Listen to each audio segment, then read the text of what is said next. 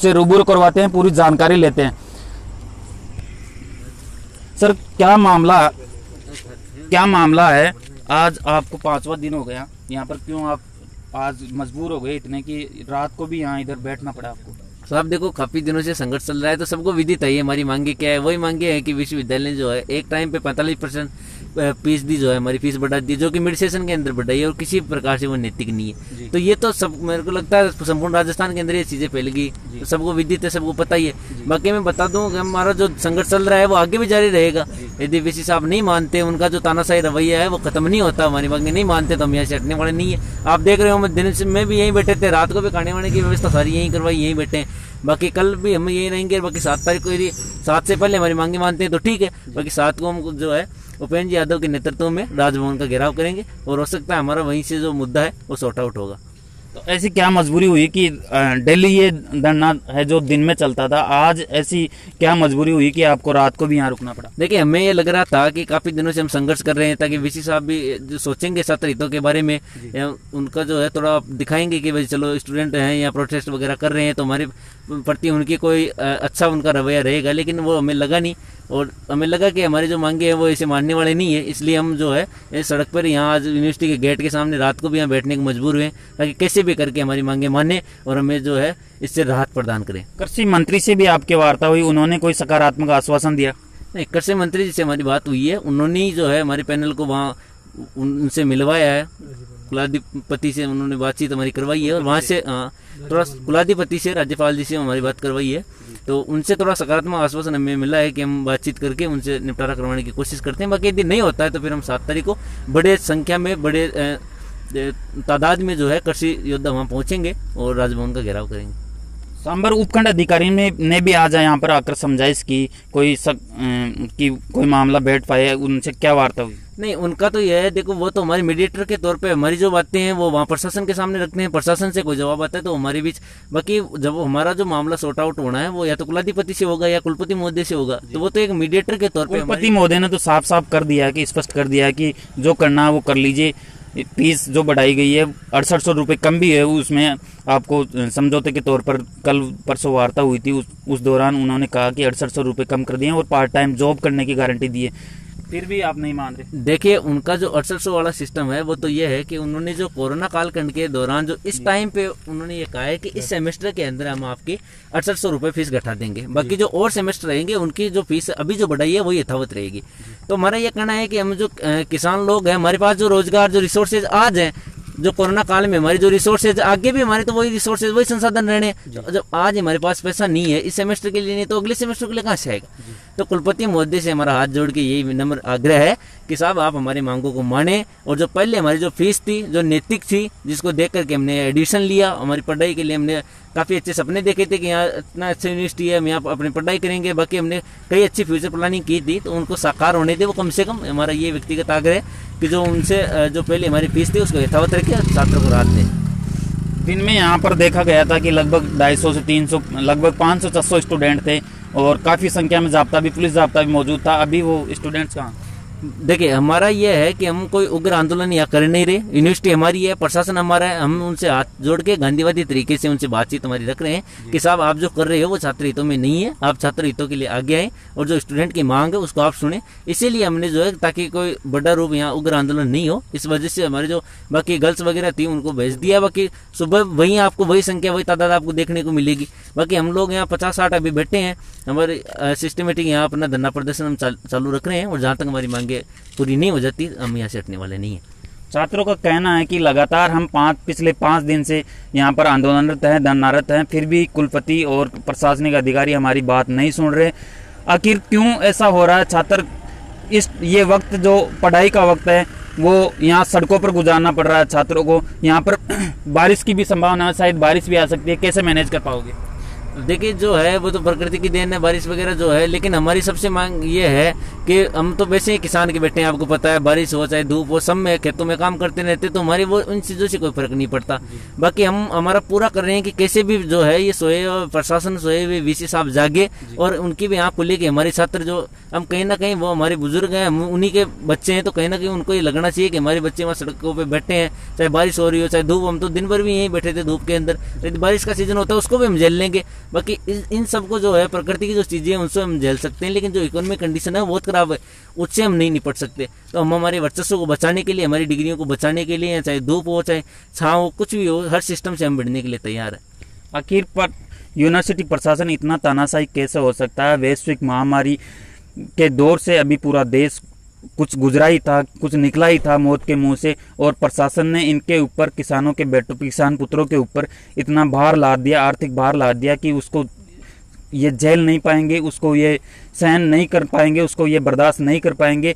फिर भी पिछले 5 रोज से ये यहाँ पर धरनारत है, इनकी मांगे नहीं मानी जा रही। इनकी जो रीजनेबल मांग है, मिड सेशन में इनकी फीस बढ़ाई, क्या कारण था ऐसा कि मिड सेशन में आपकी फीस बढ़ा दी गई? अब देखिए, वो तो यूनिवर्सिटी का और कुलपति महोदय और यूनिवर्सिटी प्रशासन का खुद का सेल्फ डिसीजन है, उन्होंने क्या सोच करके या किस मुआवजे पर जो है ये सिस्टम बैठाया है।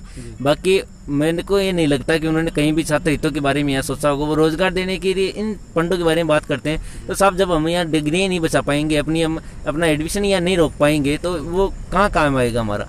तो ये आपका जो रोजगार वाला फंडा है वो आपने सोचा होगा, अच्छा सोचा होगा, अगर वो हमारे से अच्छे लेवल पे हैं तो आई थिंक उन्होंने अच्छा सोचा होगा। लेकिन बाकी हमारी जो मांग है, कम से कम हमारा एडमिशन तो यहाँ बचा रहे हमारी, ताकि हम अपनी पढ़ाई तो यहाँ कर पाएँ। बाकी रोजगार वगैरह तो देखिए ये है, हमारी डिग्रियाँ यहाँ चल ही रही है। बाकी किसानों के बैठे हैं, खेती वगैरह और वही चीज़ें यहाँ होती है, वो हम सब वहाँ देखते हैं। तो वो कोई सिस्टम नहीं है। आप कम से कम इतना करें कि हमारी जो फीस थी उसको यथावत रखें, ताकि हम यहाँ कंटिन्यू अपनी क्लासें वगैरह लेते रहें और हमारा जो सिस्टम है वो चलता रहे। क्या कहना है सर?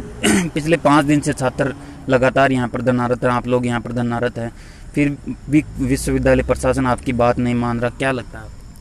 सर, विश्वविद्यालय प्रशासन है जो अपनी पूरी तानाशाही दिखा रहा है। उस तानाशाही के खिलाफ राजस्थान के हर कृषि विश्वविद्यालय से छात्र आ रहे हैं।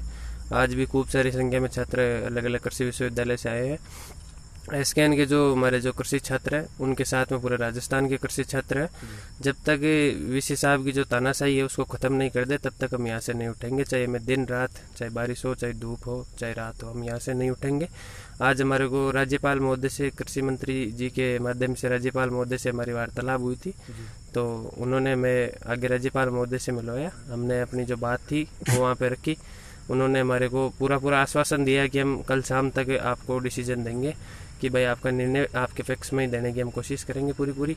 अगर कल हमारे पक्ष में अगर निर्णय नहीं आता है तो हम 7 तारीख को सुबह वहाँ पे राज्यपाल भवन के घेराव करेंगे। पूरे के पूरे कृषि छात्र राजस्थान के सब कृषि महाविद्यालय से आएंगे और हम सभी कृषि छात्र राज्यपाल घेराव करेंगे। फीस वर्दी को कम करने के अलावा आपने एक और मांग रखी है कि कुलपति को भी हटाया जाए।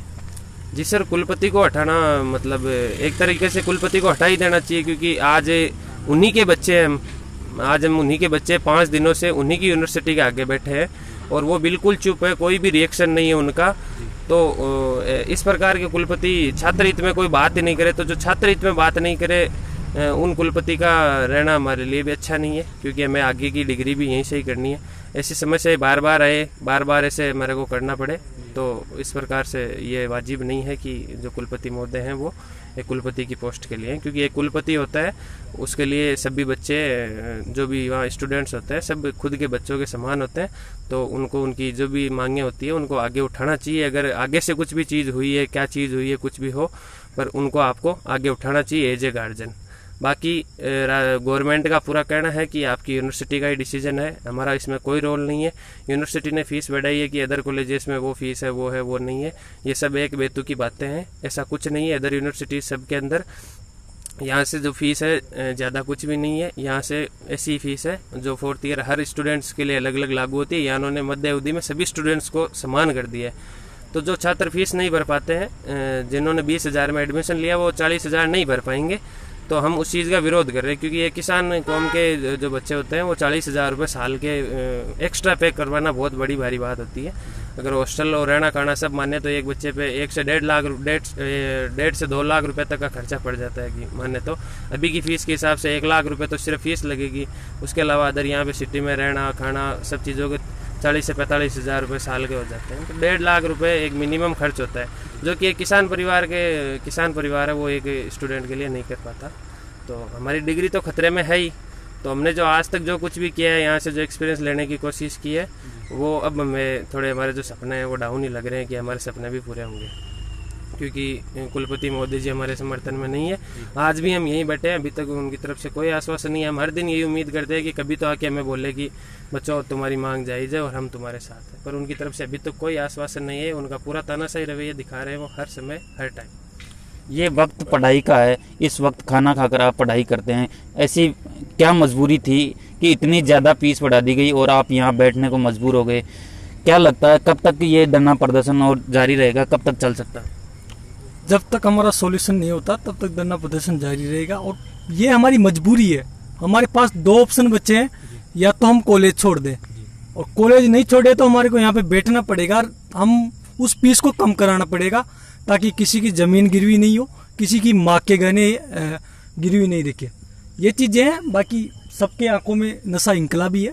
कहाँ से हैं सर? जी, मैं निवाई टोंक से हूँ। और हम मेरी ये यूनिवर्सिटी नहीं होने के बावजूद हम यहाँ आए। पूरे राजस्थान की जितनी 5 यूनिवर्सिटी है सबके प्रतिनिधित्व यहाँ पे खड़े। केवल एसकेएन के विद्यार्थी अकेले नहीं है, उनको कोई मतलब नहीं है, पर उनको लगा जायज, इस वजह से वो यहाँ पे सपोर्ट करने आए हैं। तो यहाँ पर लगातार पिछले 5 दिन से किसान पुत्र जो है वो आंदोलनरत हैं, वो अपनी मांगों को लेकर अड़े हुए हैं, लेकिन यूनिवर्सिटी प्रशासन जो है इनकी एक नहीं सुन रहा, इनसे कोई सुध नहीं ले रहा। और ये इस प्रकृति के